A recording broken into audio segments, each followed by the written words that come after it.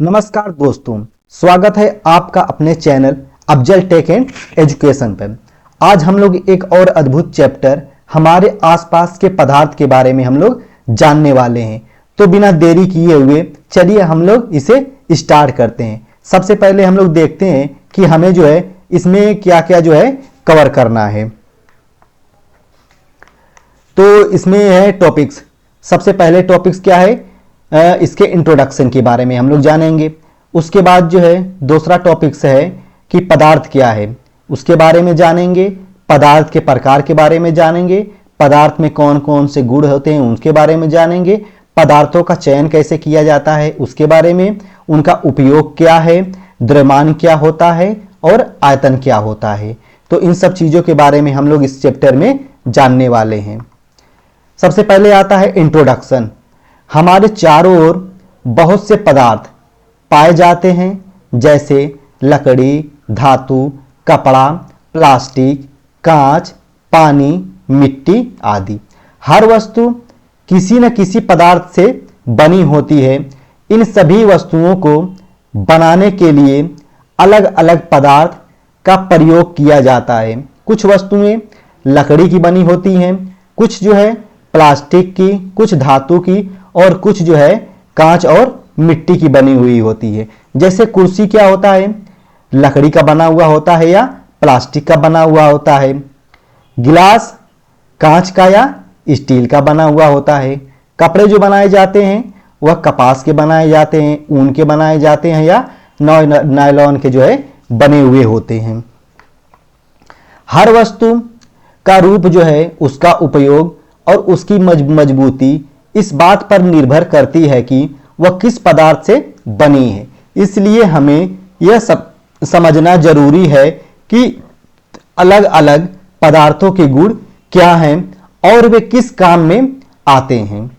यह अध्याय हमें सिखाता है पदार्थों की पहचान कैसे करें, उनके गुण के क्या क्या हैं, किसी वस्तु के लिए कौन सा पदार्थ उपयुक्त है।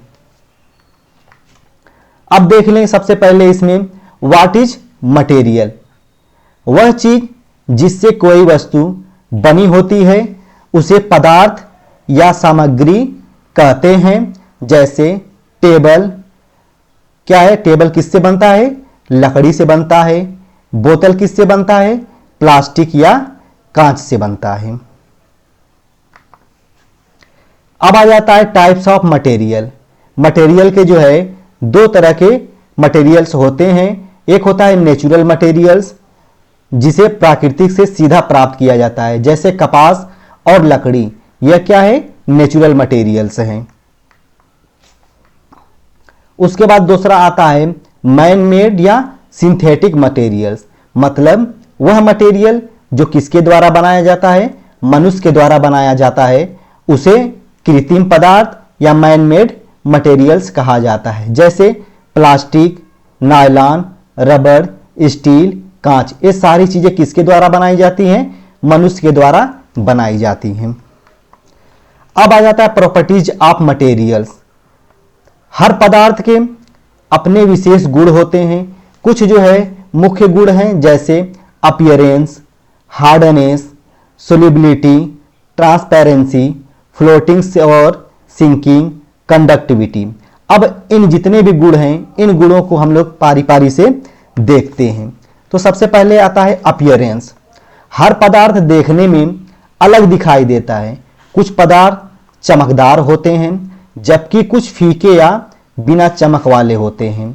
यह उनकी सतह और धात्विक प्रकृति पर निर्भर करता है। इसमें आता है लस्ट्रस मटेरियल्स, मतलब चमकदार पदार्थ। वे पदार्थ जिनकी सतह चमकीली होती है उन्हें चमकदार कहा जाता है। अक्सर ये धातुएं होती हैं, जैसे लोहा, तांबा, सोना, एल्युमिनियम, चांदी। ये सारे क्या हैं, चमकदार पदार्थ हैं। अब इनके गुण क्या हैं, जब इन्हें साफ किया जाता है या रगड़ा जाता है तो इनकी चमक बढ़ जाती है। ऐसे पदार्थ से गहने, बर्तन और औजार बनाए जाते हैं। अब दूसरा आ जाता है नॉन लस्ट्रस मटेरियल्स, यानी बिना चमक वाले पदार्थ। कुछ पदार्थों में चमक नहीं होती, ये फीके दिखाई देते हैं, जैसे लकड़ी, मिट्टी, प्लास्टिक, रबड़ और कोयला। ये धातुएं नहीं होती हैं, इनकी सतह पर चमक नहीं होता है, इसलिए ये प्रकाश को परावर्तित नहीं करते हैं। जब इस पे प्रकाश पड़ता है तो ये प्रकाश को परावर्तित नहीं कर पाते हैं, इसलिए इन्हें क्या बोला जाता है, बिना चमक वाले पदार्थ या नॉन लस्ट्रस मटेरियल्स। अब आता है हार्डनेस के बारे में। हर पदार्थ की मजबूती और दबाव झेलने की क्षमता अलग अलग होती है। कुछ पदार्थ कठोर होते हैं, यानी जिन्हें उंगली से दबाने या मोड़ने पर वे अपना आकार नहीं बदलते हैं। वही कुछ पदार्थ जो है मुलायम होते हैं, जिन्हें आसानी से मोड़ा, दबाया या काटा जा सकता है। वे पदार्थ जो मजबूत होते हैं और जिनका आकार आसानी से नहीं बदलता है, उन्हें कठोर पदार्थ कहा जाता है। वे पदार्थ जिन्हें आसानी से मोड़ा, दबाया या काटा जा सकता है, उन्हें मुलायम पदार्थ कहलाते हैं। हार्डनेस पदार्थों का एक महत्वपूर्ण गुण है, जो यह बताता है कि कोई वस्तु मजबूत है या नाजुक है। हम वस्तु के उपयोग के अनुसार ही उसका पदार्थ चुनते हैं। जैसे बर्तन बनाने के लिए कठोर धातु का हम लोग यूज करते हैं, जिसे बर्तन बनाने के कठोर धातु का यूज करेंगे ही, मिट्टी का भी हम लोग यूज करते हैं। लेकिन जो धातु का बर्तन होता है और जो मिट्टी का बर्तन होता है, इनमें क्या होता है, इन दोनों में अगर कठोर धातु है तो वह कौन सी होती है, जैसे लोहे की जो बर्तन होते हैं वह क्या होते हैं, कठोर होते हैं, और मिट्टी की क्या होते हैं, वह कमजोर होते हैं। और तकिया के लिए मुलायम कपास, हम तकिया अगर बना रहे हैं तो उसके लिए मुलायम कपास की ही हमको जरूरत होगी, ये नहीं कि हम वहां पे मेटल का यूज करेंगे। सोल्यूबिलिटी, कुछ पदार्थ पानी में घुल जाते हैं, जैसे कुछ पानी में नहीं घुलते। पानी में घुलने या न घुलने की यह विशेषता पदार्थों की विलयता कहलाती है। सोल्यूबल सब्सटेंस, वे पदार्थ जो पानी में पूरी तरह घुल जाते हैं, उन्हें विलेय पदार्थ कहते हैं। इनके घुलने के बाद पानी साफ और पारदर्शी दिखता है, जैसे नमक, चीनी, नींबू का रस या सिरका। इन सबको क्या बोला जाता है, विलेय पदार्थ बोलते हैं, जो पानी में घुल जाते हैं। उसके बाद दूसरा आता है इनसोल्यूबल सब्सटेंसेज, यानी वे पदार्थ जो पानी में नहीं घुलते, उन्हें अविलेय पदार्थ कहा जाता है। यह पानी में डालने पर नीचे बैठ जाते हैं या तैरते रहते हैं, जैसे रेत, मिट्टी, तेल, आटा, बुरादा। यहां पे हम लोग फिगर में देख सकते हैं कि यहां पे क्या है, यहां पे नमक को इस पानी में डाला जा रहा है, तो नमक क्या होगा, इस पानी में घुल जाएगा, तो उसे हम लोग क्या बोलते हैं, विलेय पदार्थ बोलेंगे। और यहां पे क्या है, यहां पे रेत है, इस रेत को जो हम लोग पानी में यहां पे डालेंगे तो ये क्या होगा, पूरी तरह से नहीं घुलेगा, ये तली में जाके यहां पे नीचे बैठ जाएगा, तो इसे बोलेंगे अविलेय पदार्थ। ट्रांसपेरेंसी, हर पदार्थ से प्रकाश अलग अलग मात्रा में गुजरता है। कुछ पदार्थों से प्रकाश पूरा पार हो जाता है, कुछ से थोड़ा और कुछ से बिल्कुल नहीं। इस गुण को पारदर्शिता कहा जाता है। इस गुण के आधार पर हम पदार्थों को पारदर्शी, अर्धपारदर्शी और अपारदर्शी तीन वर्गों में बांट सकते हैं। जैसे यहाँ पे transparent material, translucent materials, opaque materials. अब इनके बारे में हम लोग देखते हैं। ट्रांसपेरेंट मटेरियल्स मतलब वे पदार्थ जिनसे प्रकाश पूरी तरह गुजर सकता है और जिनके आर पार वस्तुएं साफ दिखाई देती हैं, उन्हें पारदर्शी कहा जाता है। जैसे साफ कांच, पानी, हवा, कुछ प्लास्टिक की पारदर्शी सीटें। जैसे यहाँ पे हम लोग देख सकते हैं कि यहाँ पे क्या है, एक जो है बूंद है जिसमें से क्या प्रकाश सीधे एकदम साफ दिखाई, देखने से साफ दिखाई दे रहा है, मतलब उस तरह उस साइड जो ऑब्जेक्ट है वह साफ दिखाई दे रही है। इस तरह क्या बोलते हैं, इसे ट्रांसपेरेंट मटेरियल्स बोला जाता है। अब उसके बाद आता है ट्रांसलूसेंट मटेरियल्स, मतलब वे पदार्थ जिनसे प्रकाश थोड़ा बहुत गुजर जाता है पर वस्तुएं धुंधली दिखाई देती हैं, उन्हें अर्धपारदर्शी कहा जाता है। जैसे तेल लगा कांच, मक्खन, कागज, पतला कपड़ा या दूध। यहाँ पे हम लोग देख सकते हैं एक ग्लास है, जिससे क्या है प्रकाश हमको यहाँ से मतलब हल्का सा उस साइड जो है प्रकाश इंटर कर जाएगा, बहुत हल्की हल्की चीजें दिखाई देंगी। तो इस तरह की जो मटेरियल्स होते हैं उन्हें बोलते हैं ट्रांसलूसेंट मटेरियल्स बोला जाता है।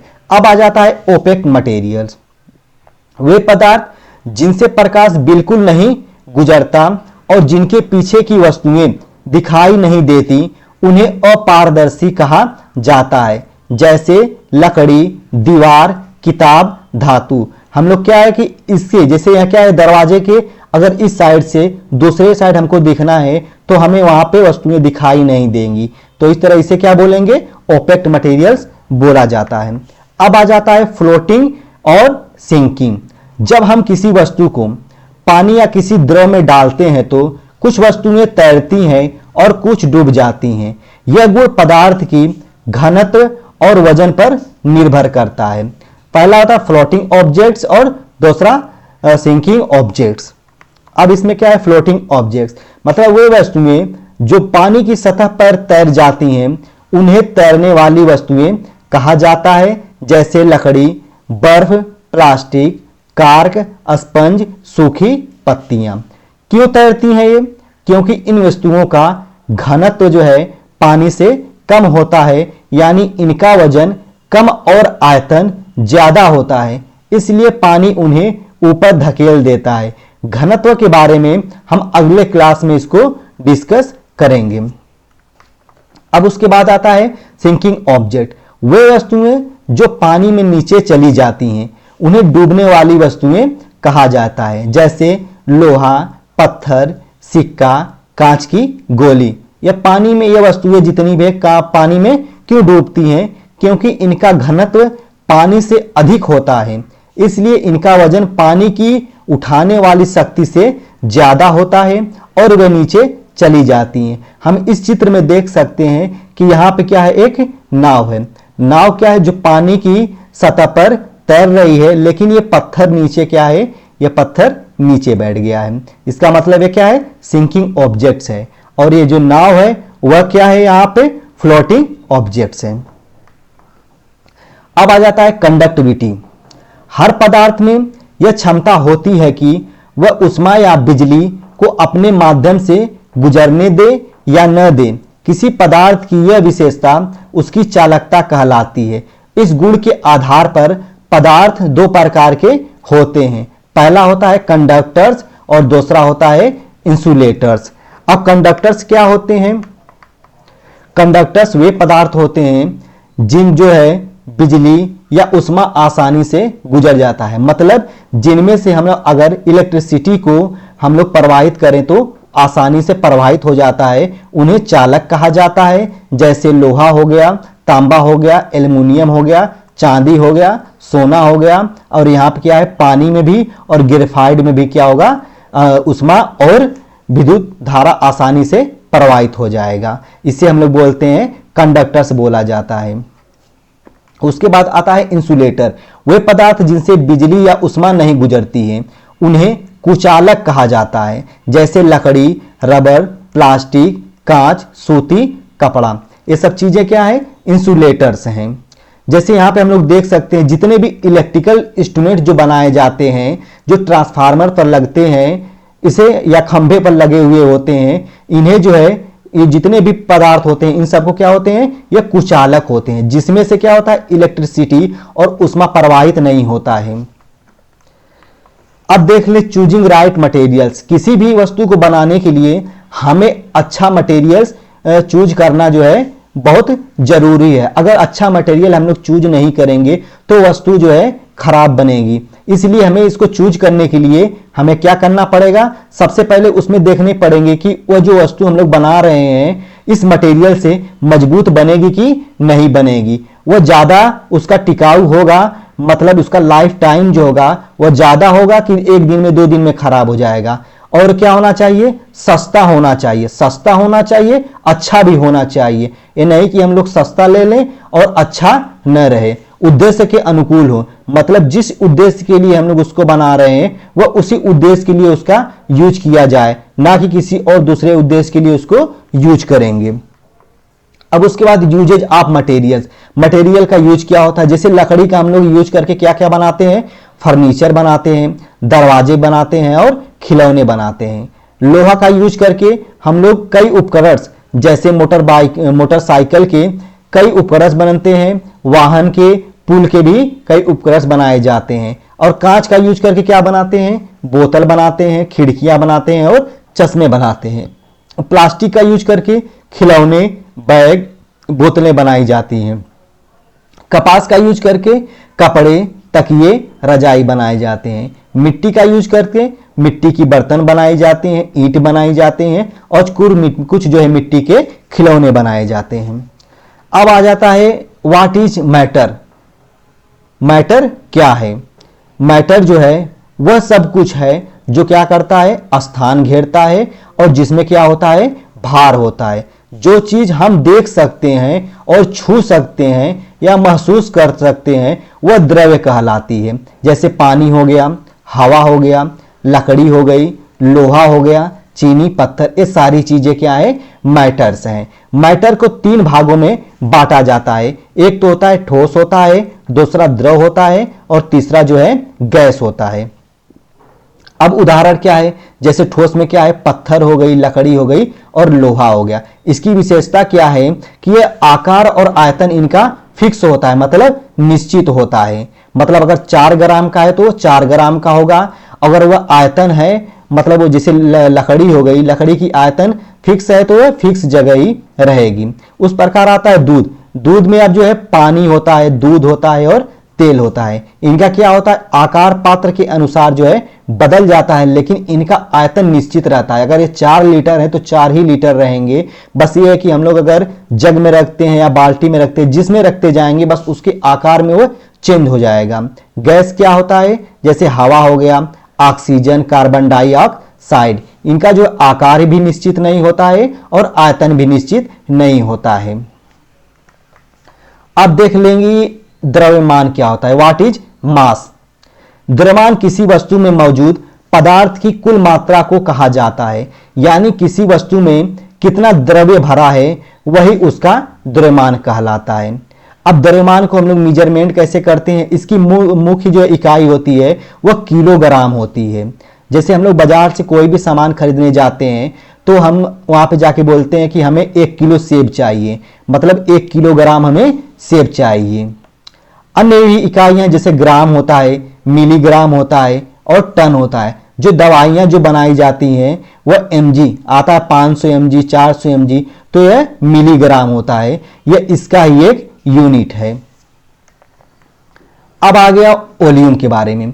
आयतन किसी वस्तु द्वारा घेरा गया स्थान होता है, यानी कोई वस्तु कितनी जगह लेती है यह उसका जो है आयतन कहलाता है। जैसे इसकी मुख्य इकाई क्या है, घन मीटर है। अन्य इकाइयां क्या है, अन्य इकाइयां इसकी जो है जैसे घन मीटर, घन सेंटीमीटर, लीटर, मिलीलीटर। अब उसके बाद आता है 1 लीटर। 1 लीटर में क्या होता है, 1000 मिलीलीटर। मतलब हम लोग जो बोतल पानी का पीने के लिए यूज करते हैं उनमें जो वाटर आता है वह क्या आता है, 1 लीटर में आता है। उस पर लिखा हुआ होता है 1 लीटर, 1L लिखा हुआ होता है। और उसके बाद 1 घन मीटर बराबर कितना होता है, 1000 लीटर होता है। अब उसके बाद हम लोग देख लें, जैसे यहां पे एक गिलास है।